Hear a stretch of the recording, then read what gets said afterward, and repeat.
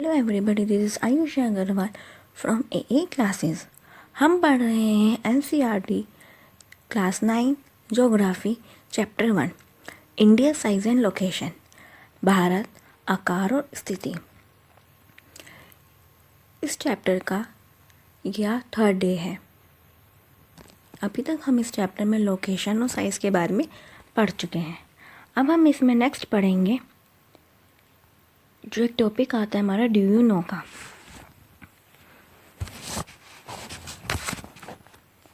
इसमें क्या है, देखो ये हमारा इंडिया है और यहाँ से यूरोप। पहले जो हमारा एक रास्ता हुआ करता था, समुद्री रास्ता जिसे हम बोलते हैं, वो यहाँ से शुरू होकर यहाँ अफ्रीका को पार करते हुए यहाँ हम इंडिया के कोस्टल एरिया पे यानी कि तटीय एरिया पे आते थे। ठीक है, यहाँ पे मुंबई आ रहा है। हमें इतना लंबा पहले घूम कर आना पड़ता था। अगर हमें यहाँ से ऑस्ट्रेलिया जाना तो ऐसे घूम के जाना पड़ता था यूरोप से यहाँ तक। तो इस प्रॉब्लम का सॉल्यूशन ढूंढने के लिए क्या किया गया, ये यहाँ पे एक समुद्र था, यहाँ पे एक सी था, इन दोनों बीच में छोटी सी लैंड थी। ये देखिए बीच में एक छोटी सी लैंड थी। तो इस लैंड को हटा के, इस ज़मीन को हटा के ये पानी यहाँ पे मिल गया। तो इसको हमने नाम दिया गया सुएज़ कैनाल। क्या नाम दिया गया? सुएज़ नहर। ठीक है, एक मैनमेड नहर है, यानी कि हम लोगों ने बनाई है। ये नेचुरल नहीं थी, प्राकृतिक नहीं थी। अब इससे क्या हो गया, ये जो इतना लंबा एरिया घूम के आना होता था या जाना होता था वो छोटा हो गया। वो क्या हो गया, यहाँ से यहाँ का एरिया आ गया। तो इस एरिया में कितना डिफरेंट आया, 7,000 किलोमीटर का। कितना आया? 7,000 किलोमीटर का। और एक कब बन के ख़त्म हुई थी? 1869 में, यानी कि जो सुएज़ कैनाल का जो काम था वो 1869 में ख़त्म होकर ये स्टार्ट हो गई थी लोगों के आने जाने के लिए।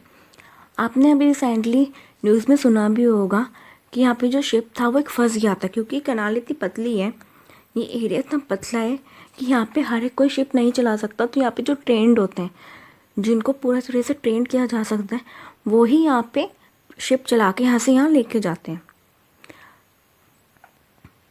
उसने जो वो नाविक था जो चला रहा था शिप को, उसने यहाँ पे शिप फंसा दी थी। उससे क्या हुआ था कि यहाँ पे और यहाँ पे सारे में ट्रैफिक जाम हो गया था, यानी कि शिप्स का जाम हो गया था। इससे बहुत ज़्यादा टाइम लगा और बहुत टाइम तक ही यहाँ पे फंसा रहा था यहाँ पे शिप, क्योंकि आप खुद देख सकते हो यहाँ पे बहुत कम जगह थी। ठीक है, तो हमारा जो आज का टॉपिक है वो है India and the world, Bharat और विश्व। इसमें हम क्या पढ़ेंगे, जो हमारा इंडिया है उसकी जो संबंध हैं, जो रिलेशनशिप थे, वो बाकी देशों के साथ कैसे रहे हैं। ठीक है, the Indian landmass has a central location between the east and the west Asia. भारतीय भूखंड एशिया महाद्वीप के पूर्व और पश्चिम के मध्य स्थित है। अब आप ये देखो, ये जो पिंक कलर में यहाँ पे कलर हो रखा है, ये यहाँ तक आ रहा है, ये हमारा एशिया है। कौन सा कॉन्टिनेंट है? एशिया, जिसे हम महाद्वीप बोलते हैं। कौन सा? एशिया हमारा।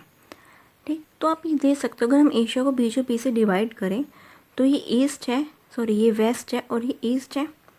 तो हमारा जो इंडिया है इसके बीच में आता है। ठीक है, एशिया के लगभग बीच में आ रहा है हमारा इंडिया।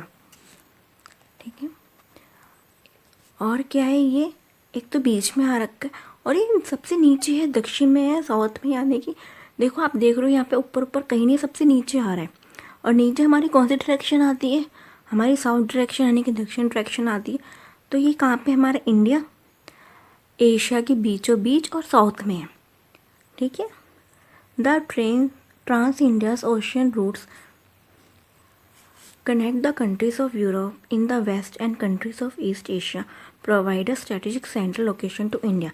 हिंद महासागर जो पश्चिम में यूरोपीय देशों और पूर्वी एशिया के देशों को मिलाता है, भारत को केंद्रीय स्थिति प्रदान करता है। ये देखो, ये हमारा इंडिया है। ठीक है, अभी पानी के रास्ते जो हम जा रहे हैं, यहाँ से देखो ये पूरा का पूरा इस मैप में हमारा सी रूट दिखाते हैं। तो जो इसका बीच में और नीचे पड़ना हो जाता है, ठीक है, एशिया के जो बीच में पड़ता है और ये नीचे साउथ में पड़ता है। साउथ में पड़ता है तो यहाँ पे तटीय एरिया यानी कि कोस्टल जो एरिया है, जो समुद्र के पास का एरिया है, वो ज़्यादा हो गया। देखो यहाँ पे देख सकते हो, तो जहाँ पे समुद्र है, तो जहाँ पे जो पोर्ट बने हुए थे बंदरगाह कौन सी जगह होती है जहाँ पे आकर शिप्स रुकते हैं। जैसे हमारे एरोप्लेन के लिए एयरपोर्ट बने हुए हैं कि ये एरोप्लेन वहीं आके रुकेंगे, ट्रेन्स के लिए प्लेटफॉर्म बने हुए हैं, रेलवे स्टेशन बने हुए हैं कि ट्रेन वहीं आके रुकेंगी। तो ऐसे ही जहाज़ों के लिए बंदरगाह यानी कि पोर्ट बने होते हैं कि जहाज इस पर्टिकुलर जगह पे आके रुकेंगे। तो जो ऐसे इसकी लेंथ बहुत ज़्यादा है, तो यहाँ पे हमें बंदरगाह बहुत सारे मिल जाते हैं। तो इस वजह से ये एशिया की सबसे फेवरेट जगह बन जाती है कि अगर कोई भी यूरोप से आ रहा है तो यहाँ रुकेगा। मतलब आप, ठीक है ना, देख सकते हो इस मैप में इसका साउथ में होना इसको लिए कितना तो फ़ायदा करता है। The Deccan peninsula produce into the Indian ocean, thus helping India to establish close contact with West Asia, Africa, Europe and the western coast, and with South Asia and East Asia from the eastern coast. इसमें क्या है, दक्षिण का पठार जो हमारा Deccan peninsula है। Deccan peninsula हमारा कौन सा है, देखो डेक्कन पेनिनसुला हमारा ये है, इस नीचे वाले ट्रायंगल को हम डेक्कन पेनिनसुला बोलते हैं, ठीक है। दक्षिण का पठार से दक्कन पठार बोलते हैं इसे। इसकी वजह से हमारा क्या है, वेस्ट एशिया से हम मिल सकते हैं, अफ्रीका से हम यहाँ पे आ सकते हैं, ठीक है, यूरोप से यहाँ आ सकते हैं, और फिर यहाँ से क्या है, ऑस्ट्रेलिया वगैरह यहाँ के इसके ईस्ट कोस्ट पे आके मिल सकते हैं। तो इसकी जो स्थिति है यहाँ पे नीचे साउथ होने में, इसको व्यापार करने में, ट्रेड करने में, लोगों के आने जाने में, समुद्री रास्ते में बहुत ज़्यादा हेल्प करते हैं इंडिया को। अब इतनी बड़ी जो कोस्ट लाइन है यानी कि क्या है, तटीय सीमा जिसे हम बोलते हैं, वो किसी और देश की नहीं है। ये आप जो यहाँ पे देख रहे हैं, ये महाद्वीप यानी कॉन्टिनेंट्स, यहाँ पे देश डिवाइड नहीं हो रखे हैं, देश सिर्फ यहाँ पे इंडिया को ही दिखा रखा है। अब इसमें जैसे हम देखते हैं तो देखो यहाँ पे छोटे छोटे देश दिखा रखे हैं इसको कट करके, यहाँ पे ओमान वगैरह। तो इसमें देखो इनमें से किसी की भी इतनी लंबी तटरेखा नहीं है।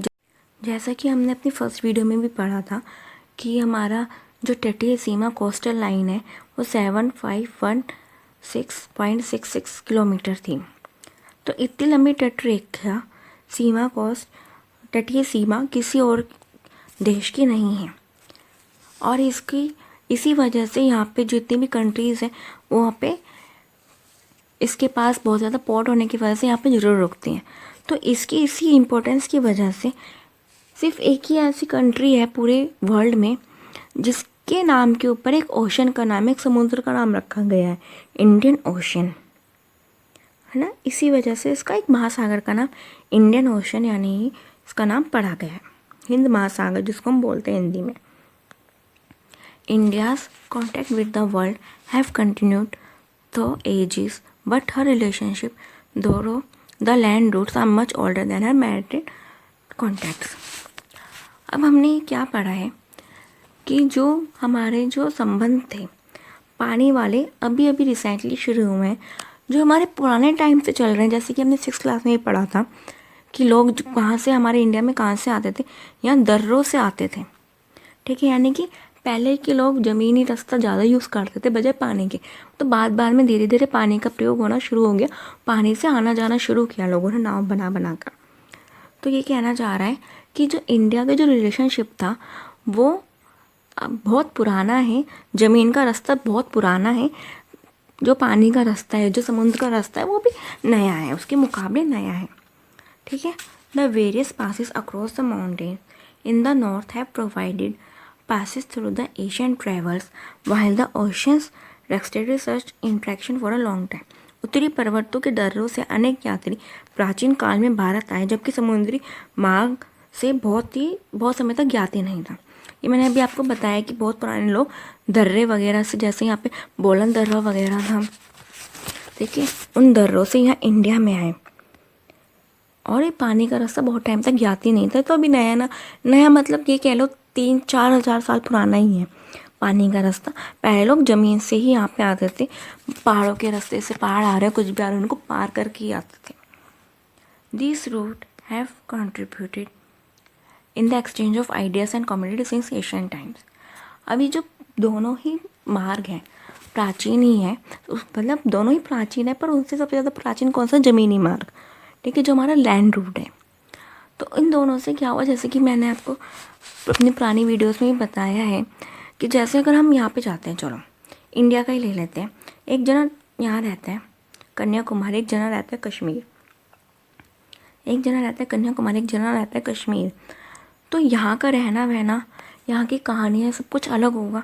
यहाँ का रहना, क्योंकि यहाँ पे समुद्र के पास है तो गर्मी भी ज़्यादा होती होगी, यहाँ का खान पान अलग होगा, यहाँ ज़्यादा ठंड रहती है तो यहाँ का खान पान अलग होगा, ठीक है। अब यहाँ का कोई इंसान यहाँ चला जाता है तो यहाँ का रहना सहना देखता है, लोगों का पहनावा देखता है, लोगों की बोली देखता है, ये अलग है। यहाँ का कोई आता है तो वो भी देखते हैं यहाँ पे अलग है। तो क्या है, यहाँ पे जो भी फेमस होगा वो यहाँ लेके क्या पता गया वो, क्योंकि अपने साथ अपने जब ट्रैवल पे जाते हैं तो हमारे भी मम्मी जैसे स्कूल जाते तो टिफ़िन पैक करके जाती, अगर हम लोग ट्रेन वगैरह में ट्रैवल करते तो घर से खाना पैक करके लेके जाते हैं। तो हो सकता है कि यहाँ से भी कुछ लोग अपने खाने वाने का बंदोबस्त करके या अपने पहनने ओढ़ने के कपड़े लेके यहाँ तक धीरे धीरे ट्रैवल करके पहुँचाओ।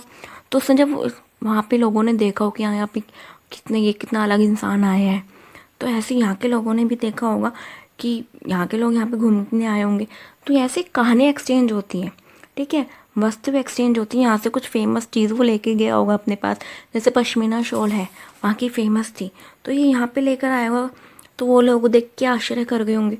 तो ऐसे ही जब हम एक जगह से दूसरी जगह ट्रैवल करते हैं, तो सिर्फ इंडिया के बाद ऐसे हम अलग अलग देशों में भी लोग पहले जैसे ट्रैवल करते रहते थे, अब भी कर दें तो वहाँ की चीज़ अपने पास लेके आते हैं। मान लीजिए आप यहाँ से कहीं USA अमेरिका में गए घूमने, माना आप छोटी से छोटी भी चीज़ अगर को मान लो कोई खिलौना भी लेकर आए, वो इंडिया में मिलता हो चाहे ना मिलता हो, लेकिन एक याद तो रहता है ना, ये हम लंदन से लेकर आए थे।